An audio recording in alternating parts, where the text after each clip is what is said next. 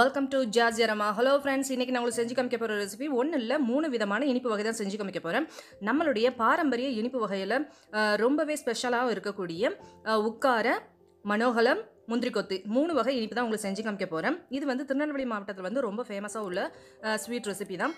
என்னதான் நம்மளுக்கு வந்து மாடர்னா இனிப்பு வகை செஞ்சாலுமே தீபாவளி அன்னைக்கு இந்த பாரம்பரிய இனிப்பு வகை செஞ்சாதான் அந்த தீபாவளியே பூர்த்தியாகும் இல்லையா? அப்பேற்பட்ட இனிப்பு வகை தான் இன்னைக்கு செஞ்சு காமிக்க போறேன். வாங்க எப்படி செய்யலாங்கிறத வீடியோக்குள்ள போய் பார்க்கலாம். ஃபர்ஸ்ட் நாம முந்திரி கொத்து எப்படி செய்யலாங்கிறத பார்க்கலாம். 1 கப் பாசிப்பயிறு எடுத்து வச்சிருக்கேன். அதுக்கு 1/2 கப் தேங்காய் பூ, 1 கப் வெல்லம். 1 கப் பாசிப்பயிருக்கு 1 கப் வெல்லம் வந்து சரியா இருக்கும். அதுக்கப்புறம் 2 டேபிள் ஸ்பூன் வெள்ளை எள்ளு, சுக்கு, ஏலக்காய் எடுத்து வச்சிருக்கேன். இப்போ நம்ம வந்து அடுப்பை பற்ற வச்சுட்டு ஒரு பேனை வைங்க. அதில் 1 கப் பாசிப்பயிரை சேர்த்துக்கோங்க. சேர்த்துட்டு நல்லா செவக்க வறுக்கணும். மீடியம் ஃப்ளேம்லேயே வச்சுட்டு இந்த அளவுக்கு ப்ரௌன் கலர் ஆகிறதாண்டி வறுத்துக்கோங்க. இந்த அளவுக்கு ப்ரௌன் கலர் ஆனதுக்கப்புறம் 2 ஏலக்காவும் 1 டீஸ்பூன் அளவுக்கு சுக்கு தட்டி வச்சிருக்கேன். அதையும் இதோட சேர்த்துட்டு 1 நிமிஷம் நல்லா வறுத்துட்டு நல்லா ஆற விட்டுருங்க. இப்போ வந்து அதே கடையில் வந்து 2 டேபிள் ஸ்பூன் எள்ளை சேர்த்துட்டு நல்லா பொரிய விடுங்க. எள்ளு வந்து நல்லா பொரிஞ்சதுக்கப்புறம் தனியாக எடுத்து வச்சிருங்க. அதுக்கப்புறம் 1/2 கப் தேங்காய் பூ சேர்த்துட்டு நல்லா பொன்னிறமாக வறுத்து எடுக்கணும். இதுக்கு பொன்னிறமாக வறுத்தா தான் நம்மளுக்கு பாசிப்பயிறு உருண்டை வந்து அந்த முந்திரி கொத்து வந்து கெட்டு போகாமல் இருக்கும். அதனால் நல்லா பொன்னிறமாக ப்ரௌன் கலர் வரதாண்டி நல்லா வறுத்து எடுத்து வச்சுக்கோங்க. இப்போ முந்திரி கொத்துக்கு தேவையான வெள்ளக்கரசலை ரெடி பண்ணி வச்சுக்கலாம். அதுக்கு ஒரு பாத்திரத்தில் 1 கப் அளவுக்கு வெல்லம் சேர்த்துக்கோங்க. 1/4 டம்ளர் இருந்து 1/2 டம்ளர் அளவுக்கு தண்ணி சேர்த்துக்கோங்க. தண்ணி சேர்த்துட்டு அடுப்பை பற்ற வச்சுருங்க. அடுப்பை பற்ற வச்சுட்டு வெல்லம் கரையிற அளவுக்கு நல்லா கரண்டியால் கலந்து விட்டுருங்க. வெல்லம் வந்து இதுக்கு கரைஞ்சாலே போதும். ரொம்ப தண்ணியாக இருக்கக்கூடாது. அதே சமயம் நம்மளுக்கு குலாப் ஜாமுனுடைய சுகர் சிரப்பு இருக்கும் இல்லையா, அந்த அளவுக்கு பிசுக்கு பதம் வந்தாலே போதும். பிசுக்கு பதம் கண்டிப்பாக தேவை. பிசுக்கு பதம் வந்ததுக்கப்புறம் அடுப்பு ஆஃப் பண்ணிட்டு இந்த மாதிரி ஒரு வடிகட்டியில் வந்து வடிகட்டி தனியாக எடுத்து வச்சுக்கோங்க. இந்த வெள்ளப்பாகு வந்து கண்டிப்பாக வந்து நம்மளுக்கு வந்து ஆறவே கூடாது. கண்டிப்பாக சூடாக தான் இருக்கணும். அந்த டயத்தில் நம்ம மிக்ஸி ஜாரில் வறுத்த பாசிப்பயிரை வந்து நல்லா பொடி பண்ணி எடுத்துக்கலாம். இதுக்கு வந்து ஃபைன் ரவை எப்படி பொடிப்போமோ அந்த அளவுக்கு பொடிச்சு வச்சுக்கணும். ரொம்ப ஃபைன் பவுடராக பொடிக்கக்கூடாது. பொடிச்சு வச்சதை வந்து ஒரு பாத்திரத்தில் தட்டிக்கோங்க. இப்போ வந்து ஒரு சிட்டிகை உப்பு சேர்த்துக்கோங்க. 2 டேபிள் ஸ்பூன் வறுத்த எள் சேர்த்துக்கோங்க. அப்புறம் வறுத்த தேங்காய் பூ சேர்த்துக்கோங்க. எல்லாத்தையும் சேர்த்துட்டு நல்லா கலந்து விட்டுட்டு திரும்பவும் நம்ம மறுபடியும் ஒரு மிக்ஸி ஜாரில் வந்து இதை போட்டுட்டு ஒரு சுற்றுங்க. அப்போ வந்து எல்லாம் ஒன்று சேர்ந்து நல்லா கலந்து வந்துடும். இப்போ பாருங்க, இப்படி செய்கிறதால நம்மளுக்கு எள்ளோட வாசமும் தனியாக நல்லா தெரியும். அதனால இந்த மாதிரி சேர்த்துக்கோங்க. சேர்த்துட்டு திரும்ப 1 டேபிள் ஸ்பூன் அளவுக்கு வறுத்த எள் சேர்த்துக்கோங்க. அதுக்கப்புறம் நம்ம கரைச்சி வச்ச வெள்ளைப்பாகு இருக்கும் இல்லையா, அதை இதில் கொஞ்சம் கொஞ்சமாக சேர்த்து நல்லா கலந்து விட்டுக்கோங்க. கண்டிப்பாக இதில் வெள்ளைப்பாகு வந்து சூடாக தான் இருக்கணும். அப்போ தான் நம்மளுக்கு வந்து இந்த மாவு வந்து நல்லா வெந்து கொடுத்துரும். இந்த அளவுக்கு நம்மளுக்கு தளர்த்தியாக மாவு வந்து பிசைஞ்சு வச்சுக்கோங்க. பிசைஞ்சு வச்சுட்டு ஒட்டாமல் இருக்கிறதுக்கு கையில் நெய்யை தடவிட்டு இந்த மாதிரி குட்டி குட்டி உருண்டையாக உருட்டி எடுத்து வச்சுக்கோங்க. பாசிப்பயிறு உருண்டையை வந்து குட்டி குட்டியாக உருட்டி எடுத்து வச்சுக்கோங்க. உருட்டி எடுத்து வச்சதுக்கப்புறம் நல்லா ஒரு 30 நிமிஷத்துலேருந்து 1 மணி நேரம் நல்லா காய விட்டுருங்க. அப்போ தான் வந்து உருண்டை நம்மளுக்கு உடையாது. இந்த மாதிரி எடுத்து வச்சதுக்கப்புறம் இதுக்கு உண்டான மேல் மாவுக்கு வந்து நான் 1 கப் அளவுக்கு இடியாப்பு மாவு எடுத்து வச்சிருக்கேன். இல்லைனா வறுத்த அரிசி மாவு எடுத்துக்கோங்க. 1/4 டீஸ்பூன் அளவுக்கு மஞ்சத்தூள் சேர்த்துக்கோங்க. 1 டேபிள் ஸ்பூன் அளவுக்கு மைதா மாவு பைண்டிங்காக சேர்த்துக்கோங்க. அப்புறம் ஒரு 1/4 டீஸ்பூன் அளவுக்கு உப்பு சேர்த்துக்கோங்க. இப்போ தேவையான அளவுக்கு தண்ணி சேர்த்துட்டு நல்லா கட்டி இல்லாமல் கரைச்சி எடுத்து வச்சுக்கோங்க. ஆப்பமா பதத்துக்கு மாவு வந்து கரைச்சி எடுத்து வச்சுக்கோங்க.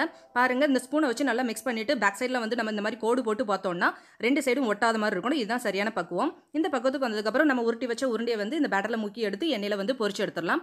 இது வந்து வேகிறதுக்கு 1 to 2 நிமிஷம் தான் ஆகும். மேல் மாவு மட்டும் தான் நம்மளுக்கு வேகணுங்கிறதால வெந்ததுக்கப்புறம் தனியாக எடுத்து வச்சுருங்க. இப்போ பாருங்கள், நம்மளுடைய முந்திரி கொத்து வந்து ரெடி ஆயிருச்சு. இந்த முந்திரி கொத்து வந்து கண்டிப்பாக 1 மாதம் வரைக்கும் நம்மளுக்கு கெட்டு போகாது.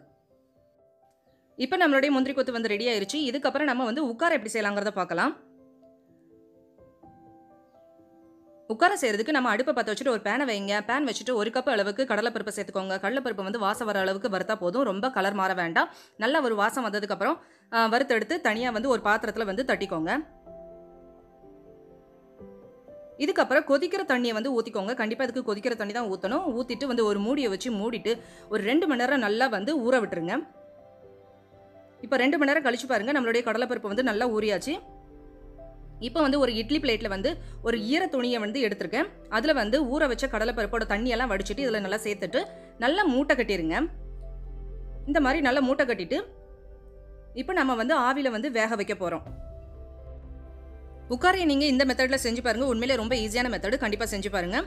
இந்த மாதிரி இட்லி பானையில் வச்சுட்டு ஒரு மூடியை வச்சு மூடிட்டு ஒரு 15 நிமிஷம் நல்லா கடலைப்பருப்பை வேக விடுங்க.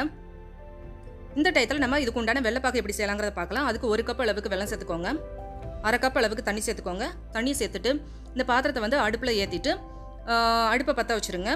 நல்லா வந்து பாகு வந்து நல்லா கலந்து விட்டுருக்காங்க. வெல்லம் வந்து கரையிற வரைக்கும் நல்லா கலந்து விட்டுக்கோங்க, இல்லைனா அடி ஒட்டிரும். இப்போ பாருங்க நம்மளுடைய வெல்லம் வந்து நல்லா கரைஞ்சாச்சு. இந்த டயத்தில் நம்மளுக்கு கடலைப்பருப்பு எப்படி வந்திருக்குங்கிறத பார்க்கலாம். எடுத்து பார்த்தாலே உங்களுக்கு தெரியும் நல்லா வந்து கடலைப்பருப்பு வந்து வெந்திருக்கும். வெந்த கடலைப்பருப்பை நல்லா ஆற வச்சிருங்க. நல்லா ஆறினதுக்கப்புறம் தான் மிக்ஸி ஜாரில் போடணும். அப்போ தான் நம்மளுக்கு வந்து உதிர் உதிராக கிடைக்கும். இப்போ பாருங்கள் இந்த மாதிரி உதிர் உதிராக நம்ம வந்து நல்லா அரைச்சி எடுத்துக்கலாம். இப்போ நம்ம அடுப்பை பற்ற வச்சுட்டு ஒரு பேனை வைங்க. அதில் வந்து நம்ம கரைச்ச வெல்லத்தை வந்து வடிகட்டி சேர்த்துக்கலாம். இப்போ நம்ம வெள்ளைப்பாகு வந்து ரெடி பண்ணணும். அதுக்கு வந்து சரியான பாகுபதம் கொண்டு வரணும். அதுக்கு நல்லா மிக்ஸ் பண்ணி விடுங்க. மீடியம் ஸ்பீட்லேயே வச்சுக்கோங்க. நல்லா இந்த மாதிரி பாகு வந்து கடைசியான பாகுபதம் தான் இதுக்கு வந்து சரியாக இருக்கும். நல்லா இந்த மாதிரி கிண்ணத்தில் வந்து தண்ணி ஊற்றி நல்லா உருட்டி எடுத்து பார்த்தோம்னா நல்லா தக்காளி பதத்தை தாண்டி நல்லா கல் மாதிரி உருட்ட வரணும். கல் மாதிரி உருட்ட வந்து தூக்கி போட்டோம்னா டங்குன்னு சவுண்டு வரும். இந்த மாதிரி டங்கு பாகுபதம் தான் சரியான பாகுபதம். இந்த ஸ்டேஜ் வந்தால் தான் நம்மளுக்கு வந்து உட்கார் வந்து உதிர் உதிராக கிடைக்கும். இப்போ ரெடியான கடலைப்பருப்பு இதோட சேர்த்துட்டு நல்லா கலந்து விடுங்க. ஃபஸ்ட்டு நம்மளுக்கு கலந்து விடும்போது கொஞ்சம் ஈரமான மாதிரி தான் தெரியும். ஆனால் மிக்ஸ் பண்ண நல்லா உதிரியாயிரும்.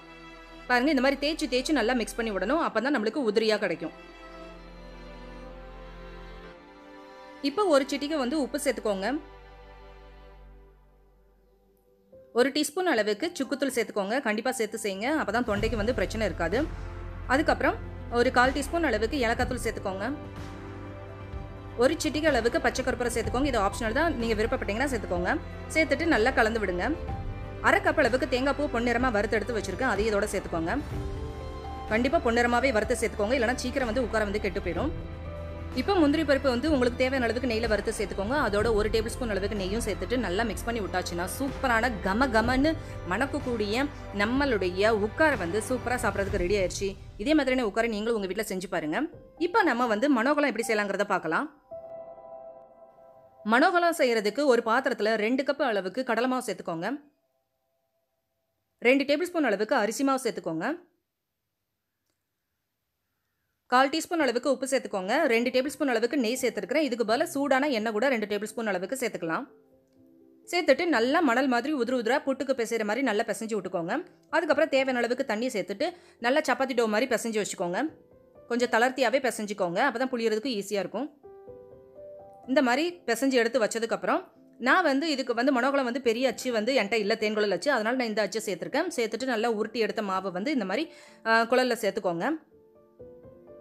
சேர்த்துட்டு சூடான எண்ணெயில் வந்து நல்லா புழிஞ்சு விட்டுக்கலாம். இது கடலை மாவுங்கிறதால நம்மளுக்கு வந்து மிக்சர் மாதிரியே போட்ட உடனே இது வந்து சட்டுன்னு வெந்துடும்.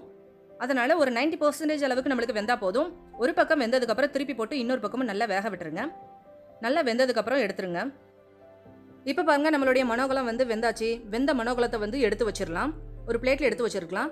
இந்த டயத்தில் நான் எல்லா மனோகலமும் பொரிச்சு எடுக்கிற டயத்தில் 2 கப்பு வெல்லமும் 1/2 கப்பு வந்து தண்ணி சேர்த்து நல்லா வெல்லத்தை வந்து பக்கத்தில் வந்து கரைச்சி எடுத்து விட்டுருக்கேன்.